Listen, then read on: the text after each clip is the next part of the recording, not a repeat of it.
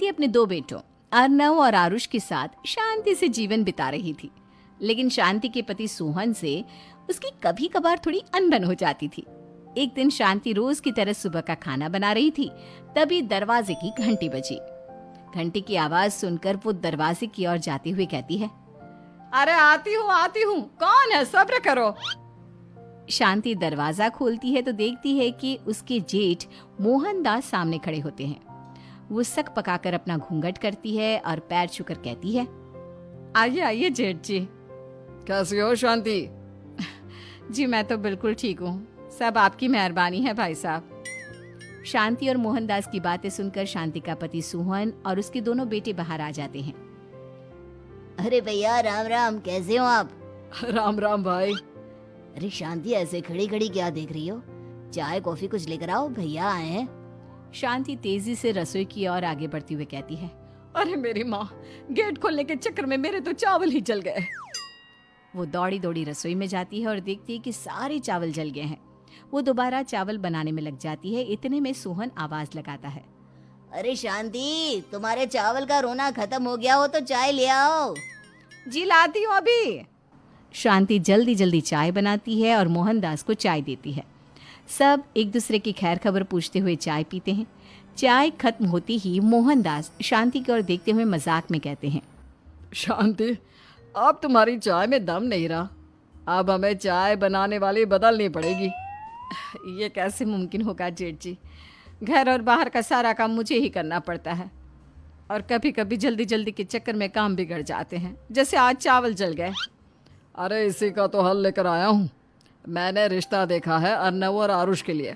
दोनों लड़कियां बहुत सुंदर और सुशील हैं। अगर आप दोनों इजाजत दें तो बात करूँ आगे। सोहन और शांति रिश्ते की बात सुनकर कहते हैं, अब ठीक है, बात चलाइए ना भैया, पर पहले लड़की के बारे में कुछ बताइए तो सही। हाँ हाँ भाई साहब, लड़की कैसी है, परिवार कैसा है, कहाँ के रहने वाले हैं? देखो, परिवार तो बहुत अच्छा है, पर वे दोनों लोग बहुत गरीब हैं। दहेज में कुछ मिलेगा नहीं। अरे हमें दहेज में कुछ चाहिए भी नहीं, बस लड़की संस्कारी होनी चाहिए। एक लड़की तो पढ़ी लिखी है और शहर की रहने वाली है, पर दूसरी अपनी गरीबी की वजह से पढ़ न सकी और गांव में रहती है। लेकिन दोनों है बहुत खूबसूरत। अगर तुम सबको देखते ही पसंद ना आ जाए तो मेरा नाम बदल देना। हाँ, पर तो हम आके मूंद कर भरोसा कर सकते हैं भैया।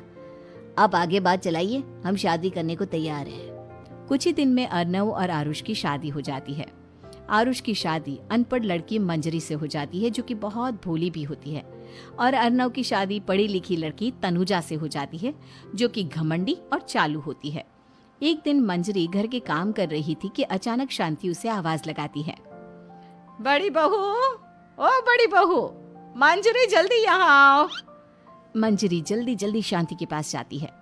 बेटा मेरे पैर दबा दे, बहुत दर्द हो रहा है। जी माँ जी, बस बर्तन धोकर आती हूँ। अरे बैठ यहाँ, मेरे पैर में बहुत तेज दर्द हो रहा है, बर्तन छोटी बहू धो लेगी। मंजरी शांति के पैर दबाने लगती है तो शांति तनुजा को आवाज लगाती है, छोटी बहू, और छोटी बहू। तनुजा थोड़ी देर से आराम से चलकर आती है। जी माँ जी, आपने बुलाया मुझे? आपको कोई काम था क्या? तू कुछ काम कर रही है या? शांति की बात काटते हुए तनुजा बोलती है, कुछ नहीं माँ, फोन पर अपने घर पर बात कर रही थी। अरे बाद में बात करियो अपने घर वालों से, पहले जाके बर्तन धो ले। तनुजा मुंह बनाते हुए अपनी जिठानी की ओर देखती है और मन ही मन कहती है, ये महारानी वहाँ बैठी है, ये नहीं कि बर्तन धो ले। मैंने इतनी पढ़ाई बर्तन धोने के लिए की थी क्या? तनुजा दांत पीसकर वहां से चली जाती है।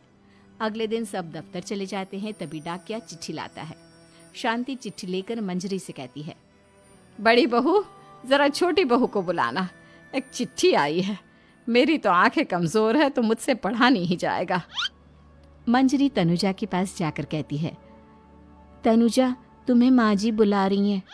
मुझ पर हुक्म मत चलाओ, काम बताओ काम। अरे मैंने तुम पर कहाँ हुक्म चलाया, और हुक्म चला भी दूंगी तो क्या हुआ, तुम तो मेरी छोटी बहन की तरह हो ना। तुम जैसी अनपढ़, जाहिल और गांव की गवार मेरी बहन नहीं हो सकती। बेचारी मंजरी तनुजा की बात सुनकर अपना सा मुंह लेकर रह गई।